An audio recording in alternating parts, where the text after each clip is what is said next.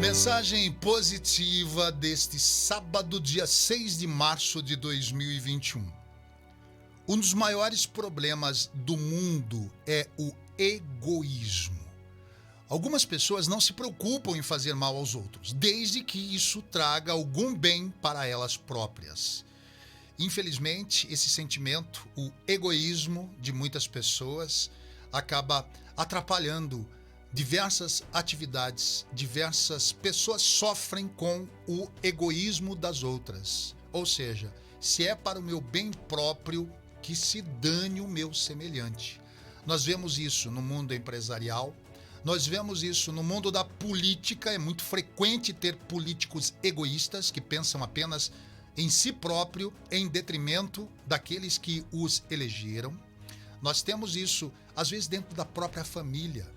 O egoísmo é aquilo de você querer para si aquilo que pode ser compartilhado com outras pessoas. Eu vou dar um exemplo. Quando você tem alimento sobrando na sua casa, tem gente que tem alimento demais, faz uma quantidade enorme e joga fora, prefere jogar no lixo do que ajudar, por exemplo, uma instituição, uma entidade filantrópica. Isso é uma forma de egoísmo. Egoísmo quando você não divide o seu pão com aquele companheiro, com aquele colega de trabalho que está ali do seu lado, ou aquele coleguinha da escola que não trouxe um lanchinho de casa, né? E às vezes precisa se alimentar também, tem vontade. Muitas vezes a gente vê isso nas crianças. Então esse sentimento já está enraizado dentro de nós desde a tenra idade. Talvez por influência cultural, talvez por influência dos pais, enfim.